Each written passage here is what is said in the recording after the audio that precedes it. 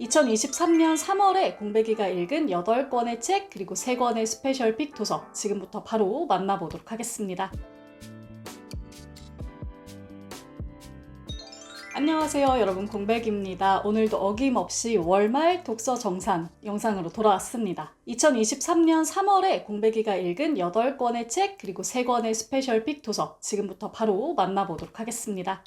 네, 일단 이번 달에는 제가 유난히 단독 영상으로 소개해드린 책들이 많아요. 그래서 그런 책들은 위쪽에 링크 함께 달아두면서 이동해보도록 하겠습니다. 소설부터 가볼까요? 첫 번째 책은요, 천이란 작가님의 소설 K의 장래입니다. 현대문학 핀 시리즈에서 나온 경장편 45번째 책이죠. 불미스러운 사고로 죽은 소설가 K. 주인공은 어느 날 죽은 K로부터 전화를 한 통 받게 됩니다. 그리고 그를 만나서 두 사람의 삶을 바꿔보자는 제안을 듣게 돼요. 그녀는 K가 쓴 소설들을 차례대로 발표하며 소설가로서 새 인생을 살아가게 되고요. K는 그녀의 이름을 빌려서 조용히 죽은 듯이 계속해서 소설을 써 내려갑니다. 그러던 어느 날 K가 돌연 두 번째 죽음을 맞이하게 돼요. 그리고 이 두 번째 죽음을 계기로 여자 주인공은 역시 소설가로 살고 있는 K의 딸과 마주하게 됩니다. K라는 의문의 인물과 그의 두 번의 죽음이라는 굉장히 기묘한 사건을 중심으로 이 두 여성이 펼쳐가는 이야기가 상당히 매력적인 책이었어요. 스토리의 재미와 의미를 다 잡은 책이라는 생각이 들었는데요. 이 두 여성이 자신의 온 삶에 걸쳐서 아주 큰 영향을 끼치던 이 K라는 남자로부터 벗어나고 그를 지워내려 하고 혹은 인정하려고 하고 받아들이려고 하고 이런 과정들이 굉장히 흥미롭게 그려져 있습니다. 공교롭게도 이 두 여성이 K와 얽히기 시작하면서 자기의 본명이 아닌 새로운 이름으로 살아가게 되거든요. 자신의 삶의 어딘가로부터 자유로워지려는 이런 노력들, 그 노력과 결과가 의미하는 것들이 굉장히 독서 후에도 큰 여운을 주는 책이었어요. 이 책이 뭔가 잡힐 듯 잡히지 않으면서도 굉장히 다양한 해석을 해볼 수가 있어서 독서 모임으로 다 함께 읽어보시거나 타인과 함께 의견을 공유해보시면 훨씬 더 깊은 독서를 할 수 있겠다라는 생각이 들었습니다. 저는 혼자 읽어서 좀 아쉬웠어요. 네, 천이란 작가님의 소설 K의 장래였습니다. 네, 두 번째 소설입니다. 윤정은 작가님의 책 메리골드 마음 세탁소입니다. 반복적으로 환생하면서 오랜 세월을 살아오고 있는 주인공 지은은 환생을 거듭하다가 메리골드라는 지역에 정착하게 되고요. 여기서 메리골드 마음 세탁소라는 곳을 열게 돼요. 손님이 이 세탁소에 들어서면 일단 따뜻한 차 한 잔이 내어집니다. 방문자들은 이 차를 마시면서 좀 더 편안하게 자신의 상처와 과거의 이야기들을 꺼내놓게 돼요. 그 후에는 지은으로부터 흰색 티셔츠 하나를 받게 되는데요. 이 티셔츠를 입고 과거의 일을 떠올리게 되면 셔츠에 얼룩이나 구김이 배어 나와요. 방문자들은 이 구김과 얼룩을 눈으로 직접 확인하고요. 자신의 기억을 어떻게 다룰 것인지, 즉 지워버릴 것인지, 약간 흐리게만 만들 것인지, 아니면 평생 지니고 살 것인지를 선택하게 됩니다. 인간이라는 것은, 한 인간의 정체성은 기억이라는 것이 정말 어마어마한 영향을 끼치잖아요. 그래서 이 기억을 어떻게 취사 선택할 것인지, 이 과정에서 우리는 앞으로 어떤 사람이 될 것이다를 선택하는 것과 같아지죠. 이 소설에서는 그러한 과정을 아주 말랑하게, 읽기 쉽게 재미있게 풀어내고 있습니다. 또한 한 공간이 타인을 환대하고 그 환대로 하여금 다시금 바깥으로 나아갈 용기를 주는 것, 이런 과정도 보여주면서 따스한 힐링의 느낌을 선사하는 책이었어요. 윤정은 작가님의 책 메리골드 마음 세탁소였습니다.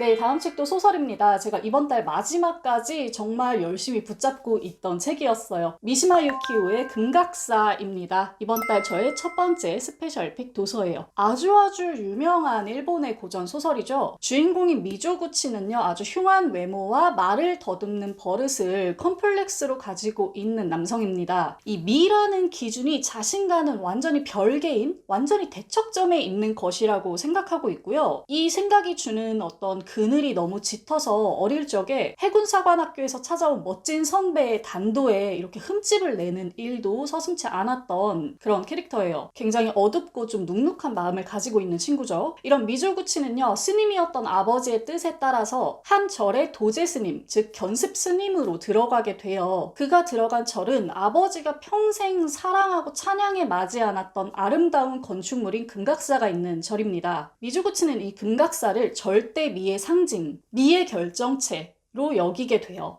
이 금각사가 점점 미조구치의 삶을 사로잡게 되는데요. 그것이 미조구치의 삶에 엄청난 굴곡을 선사해요. 대표적으로는 이런 게 있는데요. 미조구치가 여성과 관계를 가지려고 할 때, 이 책에서는 삶과 생에 접촉하려고 할 때 이렇게 표현하는데, 그럴 때마다 이 금각이 돌연 눈앞에 나타나서 이 접촉을 방해하고 많은 일들도 생기죠. 이 소설은 처음부터 끝까지 수기 형태로 미조구치의 고백 형식으로 쓰여진 책입니다. 금각사와 미조구치를 중심으로 일어난 사건들, 그가 만나는 사람들, 이것들이 아주 섬세하고 집요하게 미와 추, 생과 사, 선과 악, 이런 것들에 대한 관념을 쫓고 있어요. 이게 실화를 어느 정도 배경으로 한 소설이라서 이 이야기의 구성이 정말 탄탄하고요. 흥미롭기도 하고요. 문장이 빛이 나요. 이게 다른 일본 소설들에 비해서 한국에서는 왜 그렇게 널리 읽히지 않는가 조금 의아할 정도로 멋진 책이거든요. 근데 그런 건 있어요. 이 책이 진짜 묘하게 불편하고 불쾌해요. 이 작가의 개인적인 삶도 굉장히 문제적이고 독특하긴 하지만요. 그걸 떠나서 이 소설이 그 일본 소설의 남자 주인공들이 가지는 그 특유의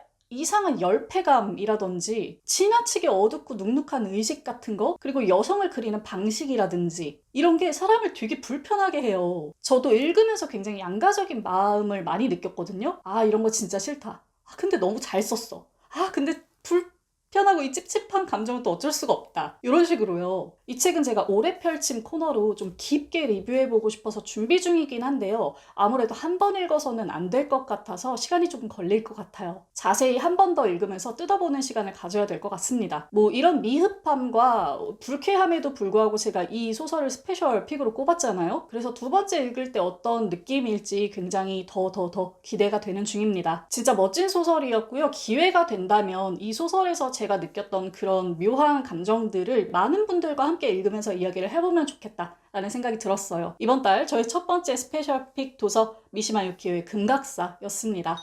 네, 이제는 에세이로 넘어가 볼게요. 이번 달에 제가 읽은 에세이들은요, 기본적으로 사회학 그리고 인문학의 성격을 강하게 띠고 있는 책들이었습니다. 이번에 소개해드릴 책은 하재영 작가님의 나는 결코 어머니가 없었다 입니다. 이번 달 저의 두 번째 스페셜 픽 도서예요. 어머님의 회고와 하재영 작가님의 사회적인 맥락에서의 해석이 함께 붙어있는 책입니다. 모녀 서사인 만큼 특히 여성의 일, 아름다움, 노년, 가부장제, 돌봄 문제 등에 대한 이야기들을 나누고 있어요. 우리에게는 누구나 개인적인 그 역사가 있잖아요. 엄마 아빠에게도 그렇고요. 제대로 이름 붙여본 적 없는 어떤 사건들이 있을 텐데, 그런 사건들을 사회문화적인 틀 안에서 다시금 해석해보는 이 책의 시도가 저는 굉장히 훌륭했다고 생각해요. 이름 붙여지는 순간 혹은 어떤 카테고리에 들어가는 순간 제대로 말해지는 것들도 있을 거고요. 계속해서 반복적으로 말해져야만 구획되고 수면 위로 올라오는 일들도 있잖아요. 이 책은 그 두 가지를 모두 다 해내고 있는 책이라는 생각이 들었어요. 우리 부모님 세대들이 보통 아이고 그때는 다 그랬어 하고 퉁치는 이야기들이 있잖아요. 혹은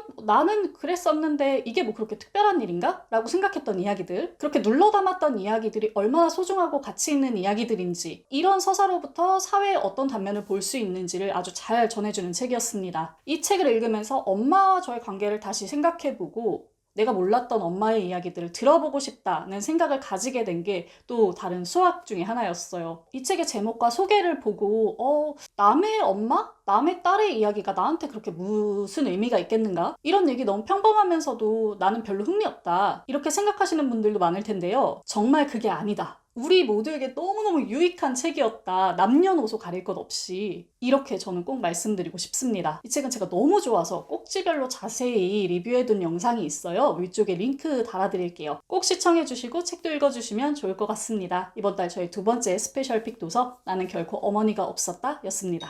네, 다음 책입니다. 방송인이자 작가인 타일러 라쉬의 책 두 번째 지구는 없다예요. 제목에서 예상하신 대로 환경과 관련된 책입니다. 환경과 관련된 책들을 저도 종종 읽어왔는데요. 이 책의 가장 특장점은 뭐냐면 멀고 막연하게만 느껴지던 환경의 문제를 눈앞에 이렇게 툭 던져준다는 면에 있었던 것 같아요. 그래서 일단 책의 구성이 어떻게 되냐면 지금 환경이 어떤 상태인지를 먼저 알려줘요. 보통 우리가 현재 환경 상태를 이렇게 책에서 접할 때는 어떤 수치로 접하기가 쉽죠. 뭐 몇 년 후에는 지구 자원이 고갈되고 몇 년 후에는 지구 온도가 몇 도 오르고 해수면이 몇 상승하고 이런 수치들이요. 이런 수치들 너무 중요하지만 이게 너무 거대하고 혼자 힘으로 뭘 할 수 있는 게 아니라서 손에 잡히지 않잖아요. 그리고 손에 잡히지 않는 건 뒷전으로 미뤄지기가 쉽고요. 그런데 이 책은 이런 방식으로 이야기를 해요. 일단 이런 걸 물어봅니다. 당신은 어떤 노년 생활을 원하시나요? 어디 뭐 한적한 바닷가에 가서 예쁜 예쁜 집 짓고 텃밭 가꾸면서 평화롭게 사는 걸 꿈꾸시나요? 아니면 뭐 돈 모아서 편하게 살다가 가끔 가족들이랑 해외여행도 다니고 휴양지도 가고 이런 삶을 원하시나요? 그런데 당신이 노년이 될 때쯤에는 그런 삶을 가능하게 할 지역들이 대부분 없어질 겁니다. 뭐 바닷마을의 한가로운 집, 휴양지에서의 휴가 이런 거 해수면 상승 때문에 다 안 될 가능성이 높아요. 이렇게 이야기를 해버리는 거죠. 멀리 있던 환경 문제를 당장 이 시대에 내 세대의 이곳의 문제로 만들어버리는 겁니다. 그러면서 이 생태계가 지금 어떠한 방식으로 파괴되고 있는지, 한쪽에 난 구멍이 어떻게 다른 쪽과 연관이 되면서 이렇게 부정적인 되먹임고리를 발생시키고 있는지에 대해서도 이야기를 해줘요. 그리고 이게 또 중요하겠죠. 이 거대한 문제를 이 많은 사람들이 그 긴 세월에 걸쳐서 어떻게 해결할 것인가. 여기서 우리가 보통 한계가 생기잖아요. 이게 보통의 일이 아니니까 혼자서 고군분투한다고 되는 일도 아니고요. 뭐 개개인이 분리수거하고 물도 아끼고 에어컨도 적게 틀고 동물 보호하고 육식 줄이고 물론 이런 개개인의 패턴도 너무너무 중요하겠지만 환경에 결정적인 영향을 끼치는 거대한 기업들, 정부들, 단체들이 있잖아요. 이 책은 거기에 대해서 제대로 관심을 가지고 분노하고 투표로서 말하고 적극적으로 목소리를 높이라고 이야기하고 있습니다. 자기의 미래를 그들에게 저당 주지 말라고 이야기하고 있고요. 미래를 뺏기게 두지 말라고 이야기하고 있어요. 그런 의미에서 타일러 라쉬도 이런 책을 통해서 계속 목소리를 높이고 있는 거겠죠. 이런 식으로 책이 이제 굴러가게 되는데 작가가 그간 공부한 것들, 그것을 적절한 예시와 함께 풀어내는 것들, 작가가 온 삶에 걸쳐서 얻어온 인사이트들을 아주 적절하게 풀어내주는 멋진 책이었습니다. 그래서 환경에 대한 책 보고 관심 있으신 분들은 이 책 먼저 읽어보시면 좋을 것 같아요. 타일러 라쉬의 두 번째 지구는 없다 였습니다. 네, 다음 책입니다. 이번 달 저의 세 번째 스페셜픽 도서 이기병 작가님의 연결된 고통입니다. 내과 전문의인 이기병 작가님이 외국인 노동자들을 치료하는 외노의원에서 3년을 보내면서 그때 겪은 에피소드와 함께 질병과 고통에 대한 다양한 논의들을 해볼 수 있는 책이었어요. 말이 잘 통하지 않는 환자들, 비용이나 보험 문제로 상급병원의 진료를 받기 힘든 사람들, 노동이나 기타 이유 때문에 정기적으로 제대로 진료를 받을 수 없는 사람들, 각기 다른 사회문화적 배경을 가진 이 사람들을 이기병 작가님이 어렵게 진료를 하면서 이들의 고통이 단순한 하나의 질병 코드로만 딱 분류되는 것이 아니라는 것, 그들의 사회문화적인 배경과 다 연결되어 있다는 것을 작가님은 알게 됩니다. 그래서 이 제목이 연결된 고통이기도 하겠죠. 이 연결이라 함은 이런 겁니다. 그들이 외국인 노동자로 살면서 어떤 방식으로 노동하고 무엇을 먹으며 어떻게 생활하는지, 그들의 고국과 이 나라의 환경이 어떻게 다른지, 그들의 고국에는 어떤 정서적인 문화들이 있는지, 그들이 말하지 못하고 표현하지 못하고 있는 것들이 있는지, 이런 것들을 넓게 고려하려는 이런 노력이 진료를 조금 더 깊게 만든다는 거죠. 물론 타인을 완벽하게 파악한다는 것은 당연히 불가능한 이야기예요. 그런 면에서 이 책은 불가능의 방향 쪽을 바라보고 있는 책이긴 합니다. 하지만 닫혀있지 않고 멈춰있지 않은 이야기가 되기도 하죠. 질병과 함께 춤을이라는 책의 추천사에서 박슬기 의사님이 이런 이야기를 했어요. 의사에게는 스스로 한 번도 겪어보지 않은 경험에 대해서 괜찮다라고 말하거나 혹은 그것을 질병이라고 판단할 권위가 주어진다. 개인의 일상적인 경험이랑은 분리된 지식이 권력으로 작동하는 것이 바로 이 의료 현장이고 자신은 거기에 얼마간의 죄책감을 느낀다. 이렇게 말을 한 적이 있거든요. 이 이야기와 이 연결된 고통을 함께 묶어서 좀 이야기를 해본다면 질병과 고통을 가지고 있는 당사자가 당사자성을 띠고 또 그만큼의 권위를 가지고 스스로를 어느 정도 파악해서 이야기할 수 있어야 되며 의사는 자신이 가진 진료의 권위와 해석과 이 모든 것을 함께 듣고 운영할 수 있어야 된다는 거겠죠. 그런 가능성들을 이 책을 통해서 깊이 살펴볼 수 있었습니다. 의료학과 인류학에 관한 책 그리고 질병과 고통에 대한 책이 저한테 이렇게 큰 감동을 줄 줄 몰랐어요. 우리는 보통 왜 크게 아프지 않다면 질병과 죽음에 대한 생각은 일단 밀어놓고 살잖아요. 듣고 싶지 않은 경우도 있고요. 게다가 외국인 노동자를 진료하는 이야기다? 그러면 이 책을 자신과 무관하게 생각하실 수도 있지만요. 인간이라면 모두에게 너무나 유익할 만한 책이었습니다. 이번 달 저의 세 번째 스페셜 픽 도서 이기병 작가님의 연결된 고통이었습니다. 네, 다음 책도 에세이입니다. 해외 작가의 에세이고요. 비비언 고닉의 아무도 지켜보지 않지만 모두가 공연을 한다예요. 총 7편의 에세이가 실려 있는데요. 국내에 보통 에세이들에 비하면 에세이 한 꼭지당의 길이가 좀 긴 편이죠. 이 책의 내용을 설명하기 위해서 제가 잠깐 다른 책의 문장을 좀 빌려올게요. 목정원 작가님의 산문집에 이런 글이 있습니다. 스캔들의 어원이 스칸달론이라는 단어래요. 이 스칸달론은요, 발에 걸려 넘어지게 하는 돌부리라는 뜻을 가지고 있다고 합니다. 목정원 작가님은 이렇게 넘어지는 것이 시선의 일이다 라고 이야기를 하고 있어요. 이 문장을 빌려서 작가를 소개해 보자면 비비언 고닉은요, 정말 많은 다양한 일상들에 발 걸려 넘어지는 사람이에요. 아주 촘촘한 시선을 가지고 있는 사람입니다. 일상의 모든 것을 스캔들이자 글감으로 만들 수 있는 작가예요. 특히 이 책에서 비비언 고닉이 자주 다루는 이야기는요, 외로움입니다. 그에 따라서 자연스럽게 친구나 우정 그리고 만남에 대한 이야기들이 많이 들어있고요. 특히 이 작가가 도시를 거니는 것을 너무너무 사랑해요. 그렇게 걸으면서 자기의 몸과 생각의 리듬을 느껴보고 타인의 이야기를 엿들으면서 재밌는 상상을 해보고 시선을 얻어내고 이런 것들을 너무 좋아하는 사람이거든요. 그래서 그에 대한 이야기들이 많이 실려 있습니다. 이 책의 멋진 점은 작가가 자신을 정말 농밀하고 깊이 들여다볼 줄 아는 사람이라는 점에 있어요. 특별할 거 하나 없어 보이는 일상에서도 의미를 찾아내고 재미를 찾아내고 그 의미로 하여금 자신을 돌보고 그러면서 다시 세상으로 나아가는 이런 모습들이 독자에게 엄청난 가르침을 주거든요. 그것도 굉장히 담백하고 실질적인 가르침을 주는 것 같아요. 그런 부분이 저에게 굉장히 큰 즐거움으로 다가왔습니다. 비비언 고닉의 책을 저는 이걸로 처음 읽어보는데요. 아마 다른 책들도 조만간 찾아서 읽게 될 것 같아요. 그러면 좀 더 작가에 대해서 잘 알 수 있게 되겠죠? 그때 또 이야기 나누러 오겠습니다. 비비언 고닉의 에세이 아무도 지켜보지 않지만 모두가 공연을 한다 였습니다.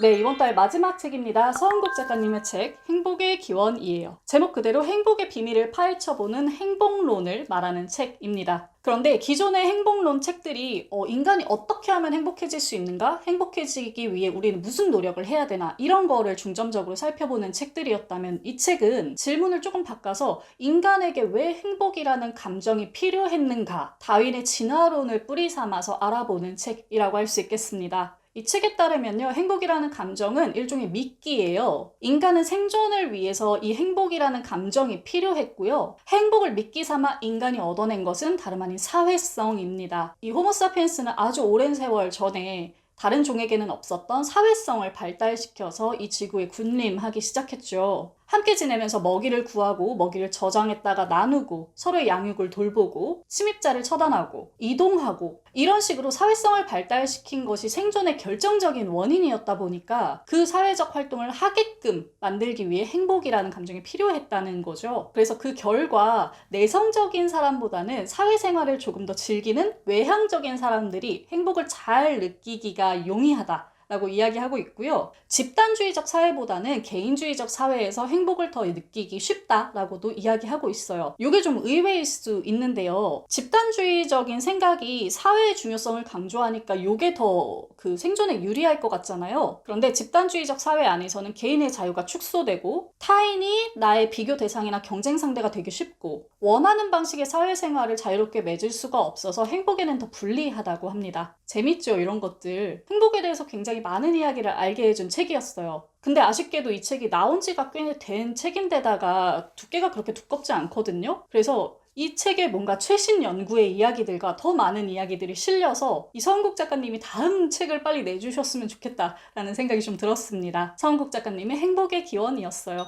네, 이렇게 공백이가 2023년 3월에 읽은 8권의 책 그리고 3권의 스페셜픽 도서를 모두 살펴봤습니다. 날이 좋으니까 자꾸만 나가고 싶어지죠. 뭐 꽃도 많이 폈고요. 저도 자꾸 엉덩이가 들썩거리는데 다음 달에는 충분히 꽃 구경도 하면서 나가서 재밌게 독서해보는 시간을 많이 가져보려고 해요. 자, 여기까지 시청해주신 우리 공복 여러분 너무 감사합니다. 다음 달에도 멋지게 책 읽는 시간 되세요. 공백의 책단장이었습니다. 안녕.